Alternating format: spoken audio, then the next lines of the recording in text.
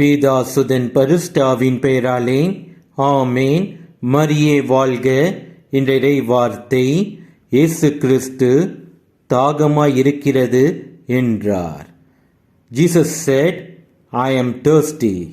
யோவான் நற்செய்தி அதிகாரம் 19 வசனம் 28. என் கடவுள் இயேசு கிறிஸ்து என் மீது அவர் வைத்த அன்புக்கு அவருக்கு பரிசாக நான் கொடுத்தது திருக்காயங்களே தான். அவர் என் ஆன்மா பாவத்தில் அழிவதைக் கண்டு என் மீது உள்ள தாகத்தால் அவர் படும் வேதனையை கண்டு கொள்ளாமல் அலட்சியம் செய்தது நான் தான். பாவம் செய்கின்றேன் என்ற அச்சம் இல்லாமல் என் பாவத்தை நான் மீண்டும் மீண்டும் என் கடவுள் இயேசு கிறிஸ்து கண்டு கொள்ள மாட்டார் என்று நான் திரும்பி திரும்பி அதே பாவத்தை செய்யும்போது என் கடவுள் இயேசு கிறிஸ்துவை என் பாவம் என்னும் முள்ளை வைத்து அவருடைய அழகிய புனிதமிக்க திருமுகத்தை கொடூரமாக காயப்படுத்தியும் அதையும் கண்டு கொள்ளாமல் மிகவும் இறுகின இருதயத்தோடு என் கடவுள் இயேசு கிறிஸ்துவை ஆங்காரம் என்னும் ஆணியை வைத்து என் பாவத்தை உணராமல் அவரை சிலுவையில் வைத்து அறைந்து கொன்றது நான் தான். இதை நாம் உணர்ந்து நாம் செயல்பட்டோம் என்றால் நம் வாழ்வில் பாவம் செய்ய பயப்படுவோம். ஒவ்வொரு முறையும் நாம் பாவம் செய்யும் போது நம் கடவுள் இயேசு கிறிஸ்துவையை காயப்படுத்துகின்றோம் என்பதை உணர்வோம். நாம் ஒன்றை மட்டும் உணர்ந்து கொள்ள வேண்டும், செல்வமும் அதிகாரமும் பலமும் நம்மை காப்பாற்ற முடியாத காலம் வரும்.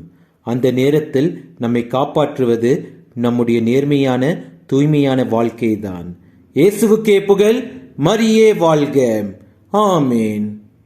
கல்மணம் கரைய கண்களும் பணிக்க கைகளை குவித்தேன் இறைவா, என் மனம் வருவாய் இறைவா.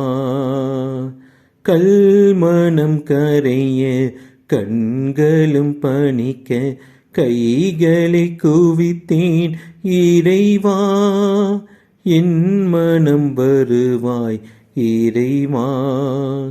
என்னகம் புகுந்து இதயத்தில் அமர்ந்து பொன்னகம் புனைவாய் இறைவா. என்னகம் புகுந்து இதயத்தில் அமர்ந்து பொன்னகம் புனைவாய் இறைவா.